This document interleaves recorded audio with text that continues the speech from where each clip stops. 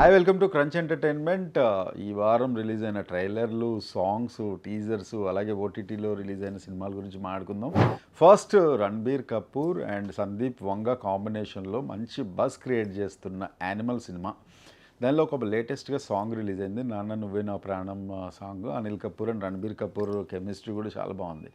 ఏంటంటే ఇందులో ఈ సినిమా నాకు ట్రైలర్ చూసినా, టీజర్ చూసినా, గ్లిమ్స్ చూసినా ఏమనిపించిందంటే, కొడుక్కి తండ్రి అంటే చాలా ప్రాణం. అలాగే తండ్రి ఎందుకు అంత క్రమశిక్షణతో పెడుతున్నాడు కొడుకుని. దీనిలో నాకు అంటే ఇర్రిలవెంట్ కాకపోతే నేను ఒక విషయం చెప్తా. యువరాజ్ సింగ్ వాళ్ళ ఫాదర్ మధ్యలో రిలేషన్ ఇలాగే ఉండేదంట. ఇప్పుడు మనం ఏదైతే టీజర్ లోపల మనం చూసామో యానిమల్ సినిమాలో, యువరాజ్ సింగ్ని మాత్రం గట్టిగా టార్చర్ పెట్టేవాళ్ళంట వాళ్ళ నాన్నగారు. సో క్రికెట్ ఆడాల్సిందే అని చెప్పి బాగా కొట్టిన సందర్భాలు కూడా ఉన్నాయి అని చెప్తూ ఉంటాడు. అతనికి ఫుట్బాల్ ఆడాలని యువరాజ్ సింగ్కి ఎక్కువ ఉండేది. సో ఈ సినిమాలో కూడా ఆ ఫ్లేవర్లోనే తనని గట్టిగా క్రమశిక్షణలో పెడుతూ ఉంటాడు తండ్రిని ఏ మాట అన్నా కూడా అన్నీ భరిస్తూనే ఉంటాడు.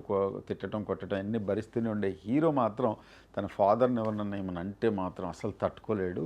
I want to be a father. You won't be like your father, right? So ఇది యానిమల్ సినిమా లోపల నాన్న నువ్వే నా ప్రాణం అనే దాని లోపల నాకు అనిపించిన ఫీల్. ఇక నెక్స్ట్ సినిమా టీజర్ గురించి మాట్లాడాలంటే సత్యభామ. కాజల్ని కోస్టి సినిమాలో ఒక పోలీస్ ఆఫీసర్గా చూసాము, బట్ చాలా బబ్లీగా కామెడీగా ఉండే క్యారెక్టర్లో చూసాం. కానీ అవుట్ అండ్ అవుట్ చాలా సీరియస్గా ఫస్ట్ టైం పోలీస్ ఆఫీసర్గా చేస్తుంది కాజల్ ఈ సినిమాలో.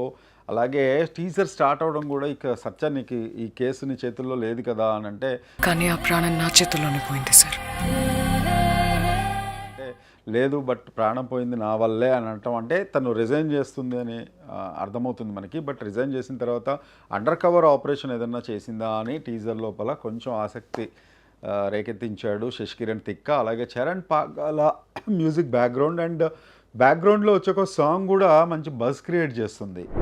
సూపర్ స్టార్ రజనీకాంత్ లాల్ సలాం సినిమా టీజర్ తమిళ్లో ఇప్పుడే చూశాను. సినిమాలో కూడా అంటే రెండు విలేజెస్ మధ్యలో ఇండియా పాకిస్తాన్ మ్యాచ్ ఎంత ఇంటెన్సివ్గా ఉంటుందో అంత ఘోరంగా, అంటే రెండు విలేజెస్ మధ్య ఒక వార్ లాగా, క్రికెట్ మ్యాచ్ కాదు వార్ లాగా ఉంటుందనే నేపథ్యంలో టీజర్ కట్ చేశారు. అంటే పూర్తిగా అయితే సినిమా ఎలా ఉండబోతుందని అయితే చెప్పలేదు, కానీ డైరెక్టర్ ఐశ్వర్య రజనీకాంత్ ఇప్పుడు ఈ సినిమా ఆ ఫిల్ అంటే జస్ట్ మాత్రం ఇచ్చారు. క్రికెట్ మ్యాచ్ నేపథ్యంలో ఈ సినిమా ఉండబోతుంది. అలాగే రెండు విలేజెస్ మధ్యలో గొడవ అండ్ దీని లోపల రిలీజియన్ అండ్ క్యాస్ట్ కూడా దీని లోపల ఇండల్జ్ చేశారు ఒక కాన్ఫ్లిక్ట్ క్రియేట్ చేయడానికి అని అనిపిస్తుంది టీజర్ చూస్తే.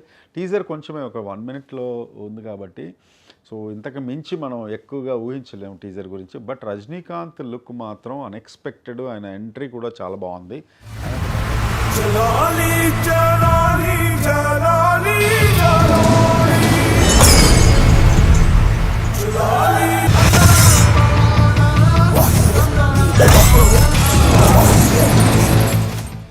ఆయన ఒక డైలాగ్ చెప్తారు, పిల్లల మనసుల్లో కూడా విషం నాటుతున్నారు మీరు, వాళ్ళు అది కరెక్ట్ కాదు అనే డైలాగ్ తోటి టీజర్ ఎండ్ అవుతుంది. So this is really fantastic. అంటే ఒక న్యూ మూవీ రజనీకాంత్ పోర్ట్రే చేస్తున్నారనే ఫీల్ అయితే నాకు వచ్చింది.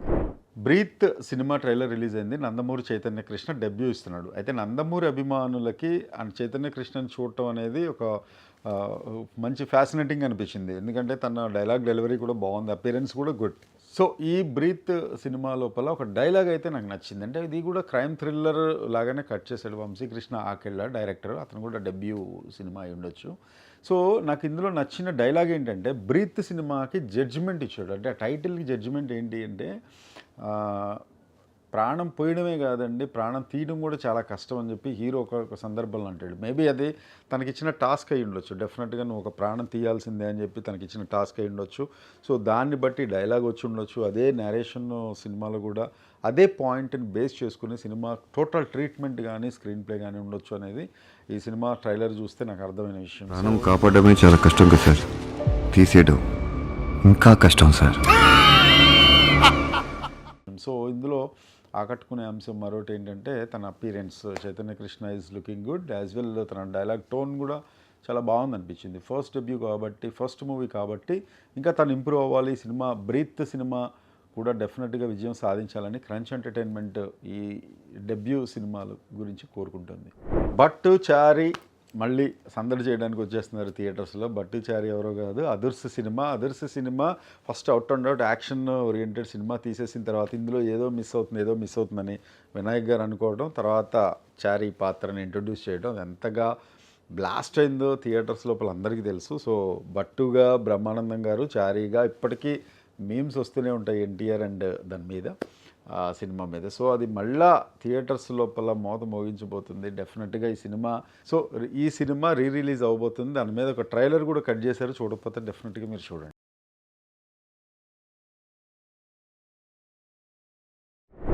ప్రశాంత్ వర్మ అండ్ తేజ సజ్జా ఎప్పటి నుంచో తీస్తున్నారు, ఒకటి 2 years నుండి చాలా కాన్సన్ట్రేటెడ్గా హనుమాన్ సినిమా. హనుమాన్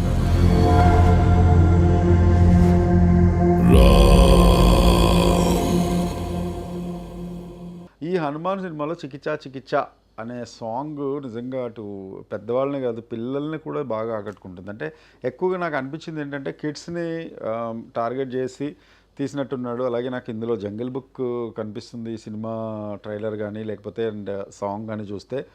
చాలా ఇంటెన్సివ్గా స్టోరీ కూడా కొంచెం చెప్పాడేమో, అండర్ కరెంట్ లాగా స్టోరీ ఇలా ఉండబోతుంది అనేది చెప్పాడు. అలాగే సూపర్ హీరోస్ అందరికీ సూపర్ హీరో మన హనుమాన్ అన్నట్టు చెప్పాడు. అలాగే తేజ సజ్జా యాక్టింగ్ అయితే ఎక్సలెంట్ అనిపించింది. మాస్టర్ తేజ సజ్జా మిస్టర్ తేజ సజ్జా అయిపోయాడు కాబట్టి ఇప్పుడు డెఫినెట్గా పిల్లల మైండ్ లోపల వాళ్ళు ఎలాంటి సినిమాలు ఇష్టపడతారు, ఎలాంటి సీన్స్ ఇష్టపడతారు, అలా ఆ గ్రాఫిక్స్ యానిమేషన్స్ అన్నీ దీనిలో కలగలిపి చూపించబోతున్నారు.